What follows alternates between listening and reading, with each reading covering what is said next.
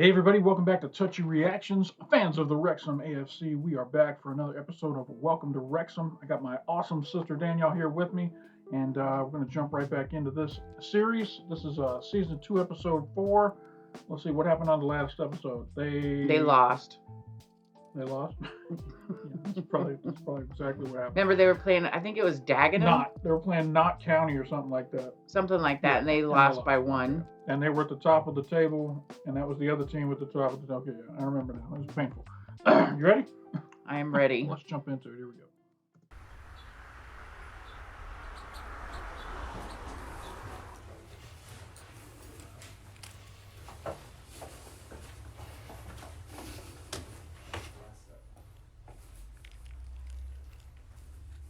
Thank you. No worries. Have a good day.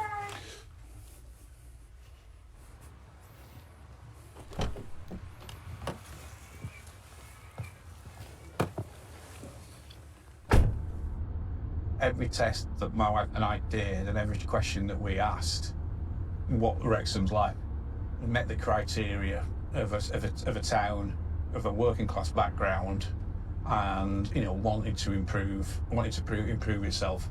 And every transaction I've had, every discussion I've had has only strengthened that view. Did that say that he owns that hotel that he was just at? Is his name Shaun something? Yeah, it said Shaun's Wrexham Hotel. Makes me think maybe he's just staying there. Maybe that's where he's staying. Okay, maybe. So here we have, this is the racecourse ground. When we met, he was the club secretary for Scarborough Football Club, and we met. I actually interviewed him for a mortgage. Now that you're right.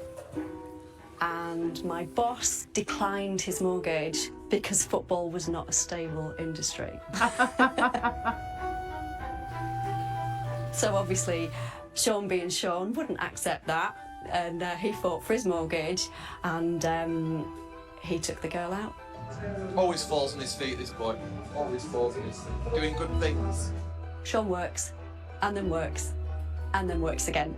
Basically, that is what he does. He is probably the most hard-working person I've ever met. Look at this. He's so knowledgeable. He's always 3 steps ahead of everybody else. Who was your best helper today, John? Shaun. He will answer emails from getting up first thing in the morning, and obviously with the time difference for Rob and Ryan, quite often in the night. You're setting this club up to give it the absolute best chance of promotion. And then at the end of the day as well, when America's waking up, quite often we find that we're doing calls and Zooms way into the evening as well. Nick, all right? Kids, all right? Oh, great, yeah. Just don't see so much of them. And this really started as a temporary gig for him. He was supposed to do this for 6 weeks, Yeah. Maybe at the most, and then it was like, well, I'll do it for 6 months, and then we'll see where we're at. And now he realizes it's a full-time, lifetime position, I hope. No, I hope so too. Effectively, what you're doing is you're just showing the complete flexibility that we have to be able to accommodate anything and everything. I don't know where we would be without him. I don't know where we'd be without him as well. Shaun is one of one. Don't forget where you came from. Every company has that person, right? I think you've been that person at your last job. You were that one of one, that person who made everything click, you know what I'm saying? Or definitely the one who was there to pick up any of the pieces. That's right. Whoever falls short, you're there to help make sure that stuff gets taken care of. And every company needs that person to be successful. Yeah, don't get me started. Don't forget what you're made of. Ones who were there, but no one else would care. Don't be afraid to cry now, even when the world comes crashing in. Don't forget to sing when you win.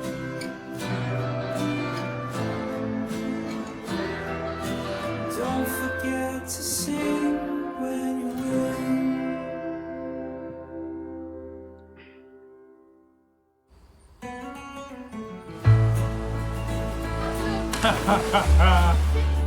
Oh my God. I don't know who this kid is, but I hope they got his permission to put him shirtless at the beginning of this episode of this. I mean, he'll be living with that forever.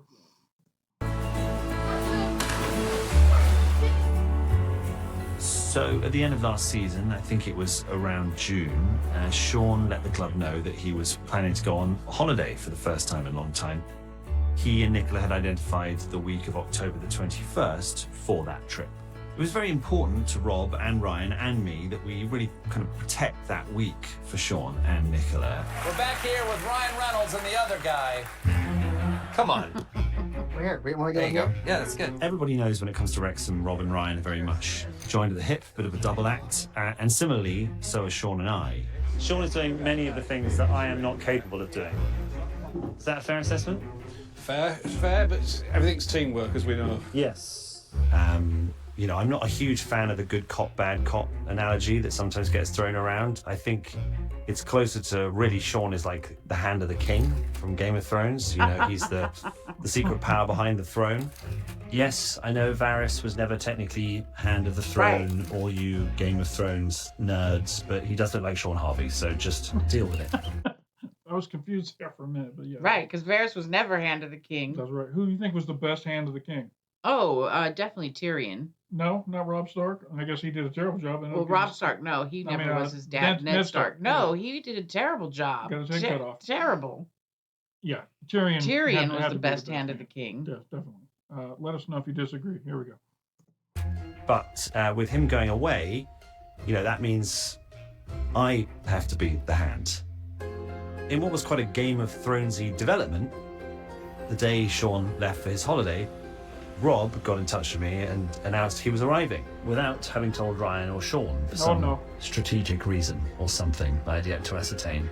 Either way, that is difficult. You know when you've got a toddler and they're sort of desperate for an ice cream, there's like a busy road in front of them. Sometimes you've just got to like steer them towards the pedestrian crossing. Rob revealed that he had come to the racecourse to help stage a humorous prank for the benefit of Ryan's birthday, which was coming up in a few days' time, that involved a blimp that was going to fly over the racecourse with a very unflattering picture of Ryan on it. And just as a reminder, last year... Today we celebrate Mr. Co-Chairman Robert Lucinda McElhenney with this memorial urinal. Ryan surprised Rob on his birthday, commissioning a urinal with a fancy plaque etched with Rob's face. And yes, I recognise this is all fun stuff that generates more exposure for the club, but I think I don't like pranks. That's always been a big thing for me. I'm not a big prank war person. Here's the blimp. Here's the blimp. Cannot be denied, this is the blimp. This is, yeah. Yes, it's very convincing, isn't it? Oh, that's so terrible. The lengths at which someone would go to prank another person. I mean, did he literally fly from the States, purchase a blimp, get with Ryan's a bus picture full put of on entourage? It, got a bus. I mean, they take their pranking very seriously, these two. And I mean, I think Ryan's might have been a lot easier. Just get a plaque, put it on the wall. That Rob's stepping up the prank game, and that happens from time to time in the prank wars. Meanwhile, on my phone, what would you do here? I've got one Kona sneaking behind the back of the other one, and the other one asking about it. Also, he's probably seeing pictures of him on Twitter and stuff Right. coming up from people. Reminder, I am a working actor, and while I have already been in an episode of It's Always Sunny in Philadelphia, I've never actually been in a Deadpool movie, so I did the only logical thing.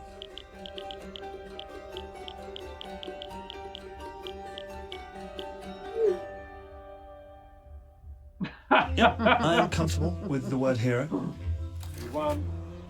To celebrate my co-chairman's birthday, may I humbly present to you the Ryan Rodney Reynolds Memorial Blimp.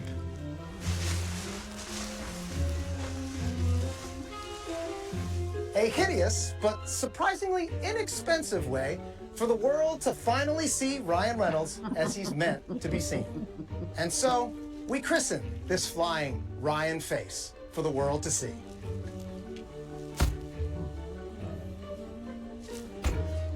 So I don't think it's gonna break.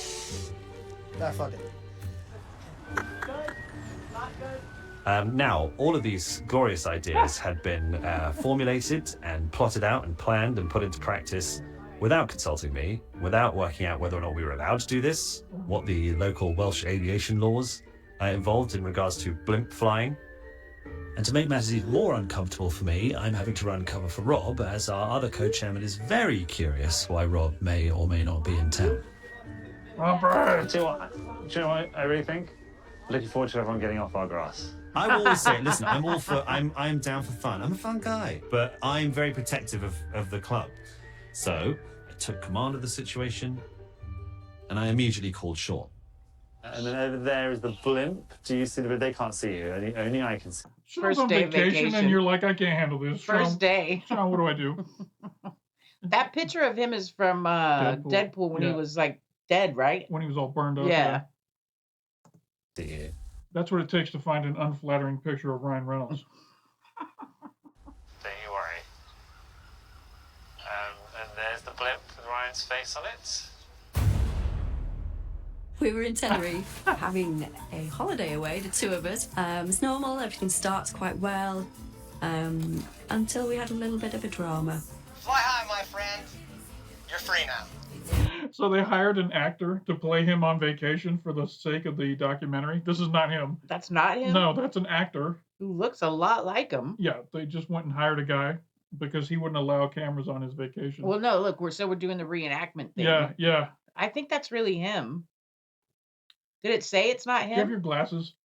It's not him. Okay. First off, he's not bald. Well, I guess he is bald, but he's not that guy. He's not this guy. You think he would appear in a pair of rubber ducky Speedos? Well, he's British. Here we go. Europeans are into the Speedos. You might be right.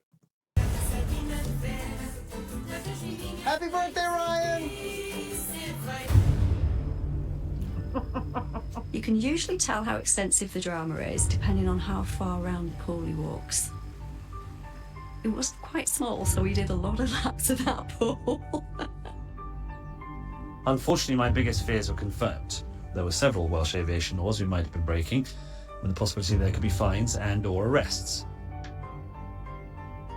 And I've been lying to Ryan. As a reminder, as far as their holiday goes, this is day one. Right, day one. Yeah.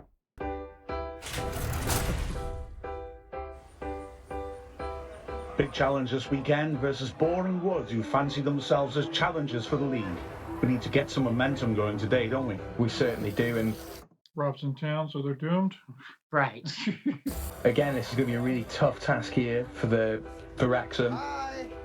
We at a stage where we're still warming up, so I think they're going to give us a bit of a test. Rob is in town, but actually the team isn't. We're away at Boreham Wood. Boreham Wood is a big game because they are one of our potential rivals for the championship, along with Notts County and Chesterfield. So there's a lot of attention on this game. It's certainly a test that I think we need to approach in a more positive, manner than we. That's huge. And he looks Samoan or something. Yeah, he looks like a big Samoan dude, like he grew up playing rugby or something. Fijian or something. I'm scared of him. Yeah, I'm worried. In the previous away big games. There we go. Wrexham knocking back towards it. I wish we could get it up on the TV. Which brings us to the thorny issue of Article 48. Article 48 is the law that states that you can't broadcast 3 p.m. Saturday kickoffs in the UK. This was to protect the live crowd scene. The idea being if it was on telly, people maybe wouldn't bother to go to the stadium to watch it. Hold on. I have to jump in here real quick just to make things 100% clear for any of the American fans out there. That's right. You can't watch the games on TV anywhere, but especially not in the UK, even if it's a sellout. That's right.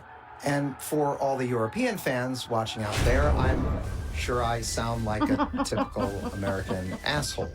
But don't you want to watch the games? I mean, come on. You want to watch the games, right? We've done a deep dive into Article 48, and there is a way to protect the integrity of the sport while also being able to watch the, sorry. That's a whole other episode. We were talking about Shaun. Let's get back to Shaun. Every game the club plays is filmed, but that feed of that game is made available to the club for club usage, and Rob and Ryan have access to that feed. So that's how they would often watch games when back in the United States. Now, Rob got very excited at the prospect of streaming this game in the turf And Wrexham being a small town, word got around. And before you knew it, everybody in the town knew. All of a sudden, my phone starts beeping and then lighting up like a Christmas tree. Ultimately, a case of, oh no, what's happened now? Okay, that's not him. Yeah, now you realize that's not him. I had to see him again before I could determine it. You had Because, to see the man, two that of them guy back looks to a back. lot like him. The wife is also not her, by the way, just so Right. you know. What was your reaction to the second time Shaun got called? I don't think I knew how much the work would take over, in all honesty. I wonder when Mendy's coming back. So actually, what Rob wanted to do was akin to sticking two fingers up at the authorities, and something that I couldn't allow to happen. Ooh, I gotta jump in again. That's not what I was trying to do. I don't even know what that means. What does this mean? Let's fuck off. Why? See? I wasn't trying to create an international broadcasting uproar. I just wanted to watch the game. I didn't think it was a very big deal. And then Shaun called me and said, you cannot do this. And I said, I don't know. I don't think it'll get out. Is it really that big of a deal? And he said, it is a very big deal. And so now I'm actually scared because Shaun is scary. I mean, look at him. Rob is a menace. He's been every day. This guy's on vacation. Rob's back. Like you said, he's like the children. Left the children in the room with all the weapons. Okay, so we didn't get to watch the game and instead listen to it on the radio, which I have to admit is kind of fun because it makes it feel like it's 1947 or something. But either way, I missed the lone goal because I was in the bathroom. Article 48 says it's not going to happen. Anyway, cooler heads prevailed, and Rob and the turf end up listening to the match, which I was delighted about. And that is the final whistle. Wow. Wrexham, I think, will have grounds to feel really disappointed that they didn't give away the 3 points. Incidentally, we drew against Bournemouth 1-1, which means that we... So, if Rob's watching the game, they lose. If he's listening to the game, they tie. And if he's nowhere around, and if Ryan's they win. there without Rob, they win. That's the calculation we've learned at this point of the game.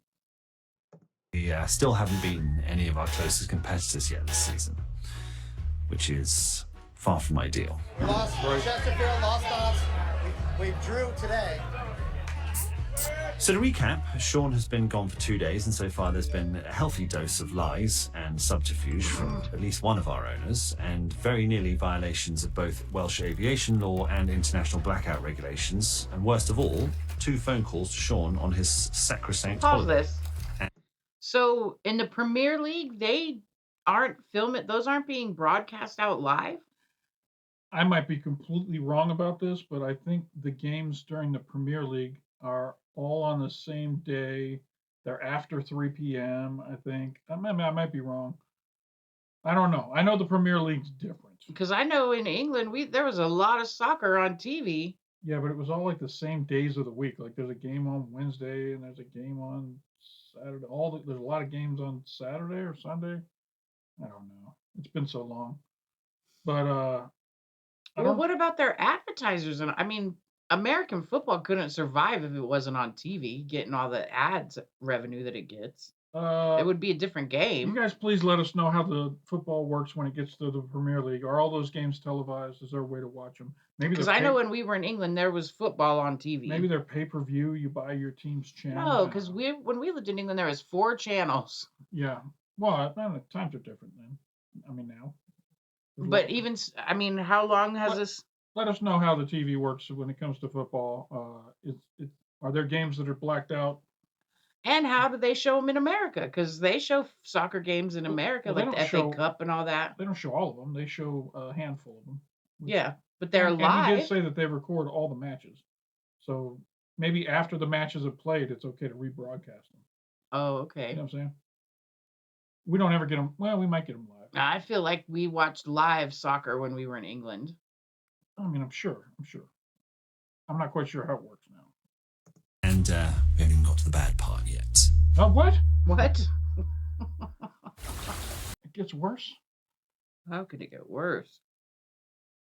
This whole episode is called Shaun's Vacation. He'll learn to never go on vacation again.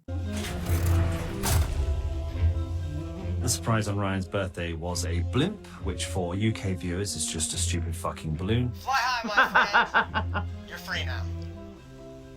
Happy birthday, Ryan! You know, Rob thinks he's very funny, and you know, usually he is, by and large. But I think by this stage of having 2 days of dealing with his shenanigans, my sense of humour was at an all-time low. But on the plus side, you know, Shaun's third day of his vacation was pretty quiet, and that is when things took a turn. Again. Should footballers be able to put political messages on their boots? Okay, so Football Club Wrexham, owned by Ryan Reynolds and some other guy, banned striker Paul Mullin from wearing boots emblazoned with a political message. I think we've got the image. He said, F the Tories. Nice. I remember when he had that on there, because those were the ones that voted against the... Are they the ones that voted funding against the cop getting upgraded? Now, I don't understand who the Tories are. How would that relate to our political system? Is it like a political party? Well, you have Labour. I'm not sure. I think Labour is like the common man, and the Tories are the toffs, I think. Okay. And then there's the House of Lords, which is a whole other thing. A whole other thing. Okay. the Tories. Paul, unfortunately, you know, on his boots, it had. I got it. And you can't say fuck. The Tories would be the Republicans. Okay. And the Labor would be the Democrats. And essentially. In this case, the funding was denied by the Tories? I think so. Okay. Well, I don't know. What was that? Or maybe he just... What was that? The PM? Yeah, because it was that Boris Johnson. I'm pretty sure he was a Labor prime minister, but I could be wrong. He could have been a Tory. I'm not sure. All right. We'll figure it out. But I think that's the basic equivalent. That Labor is the working Whoever class. it was who denied their funding was likely a member of the Tory party. Likely. Okay. The Tories, because the phrase "fuck the Tories" is a very explosive phrase. Because before we get into all that, I should probably just give you a quick primer on British politics. Sorry, we should have known this was coming. I'm sorry we just wasted your time. Well, let's see how close I was. Yeah. UK politics is dominated by two parties. You have the Conservative Party, who are on the right of the political spectrum, and you have the Labour Party, who are on the left. The UK government is the Conservative Party, also known as the Tories. Our local MP is a Tory, but most of our fans are probably Labour voters. So Paul Mullin, who's very much a Labour supporter, decides to post a picture of his new boots to Instagram, and, you know, a very innocuous picture of his boots. But if you were to swipe to the right, yes. The picture was taken actually at the football club, which could suggest that it was club endorsed, when of course we had absolutely no idea. Okay, so Football Club Wrexham, owned by So this time, I don't think anybody had to call Shaun. He called me. Paul Mullin from wearing... I know from talking to Nicola that she, you know, woke up and rolled over in bed at about 6 in the morning, and, you know, the lovely Mediterranean sunlight falling on her face to find an empty bed with Shaun out on the balcony talking to people from, you know, UK government, Welsh government, the local council, trying to put out fires left, right and centre. No, I obviously posted the photo onto social media and received a call from the club quite quick, to be fair, just saying all like the Wrexham like things in the background. Like I was like, oh, I didn't realise obviously it's not representative of Wrexham, it's totally me in my opinion, so I removed the photo and just put another one up. I woke up the next day, it blew up, and next minute I couldn't put the telly on without it being on every channel. Isn't that not technically a uniform, so the club Yes, gets to pick? exactly. Yeah, you just wear a uniform. It was cute, he's adorable, but he's behaving like a child and you just can't. It's born partly from his Liverpudlian roots.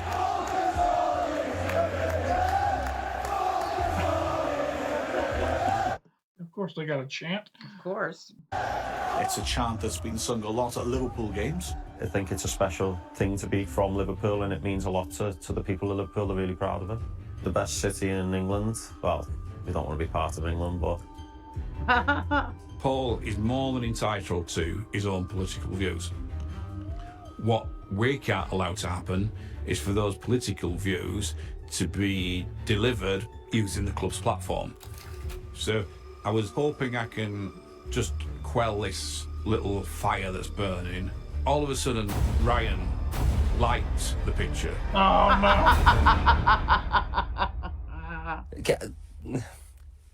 I gave it a like on Instagram. I didn't know that would cause a ripple effect. It did. Do you know what an Instagram carousel is? It's all right if you don't, but you would expect someone like Ryan Reynolds with his 100 million Instagram followers would know exactly what one was. Now, I need a fire engine to put an inferno out. So Shaun left on Friday. It's now Monday, and he's threatening to come home. Oh my God. Oh, his poor wife. So the way I kind of look at him in this scenario is he's a teacher, like a 5th grade teacher who's got a class full of just out of control kids, 2 of which are millionaires who own the team, 1 of which is the star of your team. And you do everything you can to keep the classroom running, but you got these. And you think it's running smooth because you've set up a holiday, so you're like, okay, everything's great. I can go away for 5 days. Teacher all set up, and you told them what to expect. It's gonna be great. Oh and my they gosh. said, and we support him going on vacation. All right. So things were looking pretty bleak for Shaun's vacation. I've not really been killing it in my time as the Hand. But the most critical thing was making a statement. The photographs taken at the racecourse ground were done so without our knowledge or approval. The club also acknowledged that everyone is entitled to their own opinion, whether that be employees or supporters. So the statement went down okay-ish, I guess. I mean, as well as statements like that can go down. Tories felt that we hadn't gone far enough. Why is a footballer getting involved in politics like this? Can we stop using footy to be political, please? Leave it alone. It's some people's escape. I don't care what the message is. Keep politics out of football. Wrexham player begs for attention. Left-leaning fan base decided that... Well, don't you sound like an authoritarian bully? I stand with the legend that is Paul Mullen. Pathetic. Well, in Paul Mullen, you'll always be a legend at CB5. Ha ha, you pathetic Tory club. We hung Paul out to dry.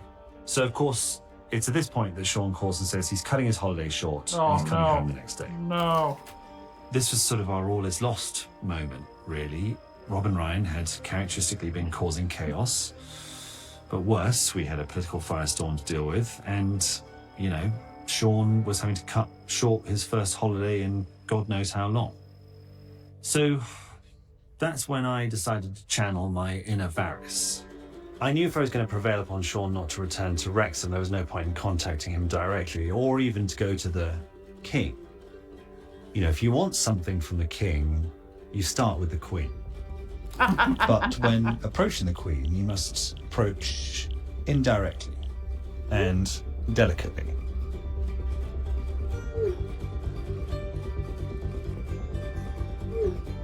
But it takes a deft hand to lead the Queen to water.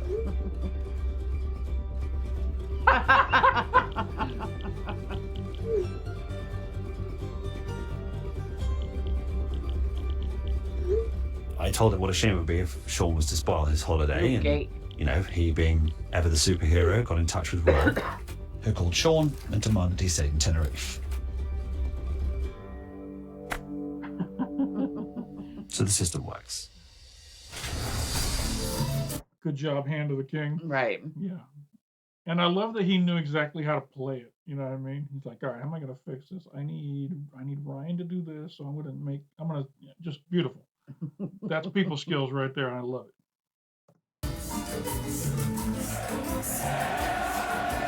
And now to cap it all off, at the game on Tuesday night, we're losing 1-0, and it's raining. But Rob is nothing if not confident, and he made a prediction. I thought we were going to score 3 days. We all know that the club getting promotion this season is the true focus. The shoulder, trying to keep it away from Spence. Ball stabs forward. Gets his head up, gets the cross in. Oh, it's a small ball! Oh! In football, wins are a wonderful thing because they help to wipe the slate clean of the previous week, change the agenda, change the topic of conversation. Davis to Palmer. Palmer holds the ball well. Here's Davis. Davis!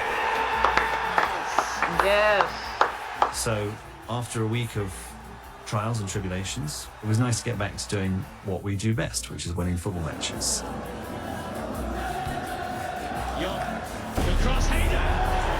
Yeah, good So, job, what buddy. gives That us was a nice precedence header.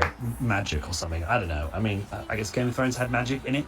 I'm just happy he got to see a game live that they won. They won. That made me happy. And I'm glad Maybe- he didn't jinx this one. Maybe I don't have to continue the Rob is a jinx. jinx. You know, he's Bran, the little boy on the back of Hodor. He can see into the future, apparently. The other co-chairman got to convince himself that he'd saved Shaun's holiday, so that was nice for him. And, you know, ultimately, Shaun did have his holiday saved. And so that was also a nice thing. And was I responsible for those things? That's not for me to say. That's for you to decide. Well, But I the will win, say I'm no, you quite had glad no, to go back to just nothing to being do with that. Shaun's sidekick. It's a lot less stressful.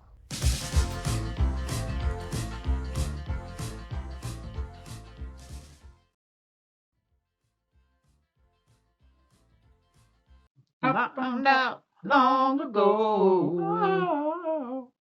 It's a long way down Holiday Road. Holiday Road. Holiday Road.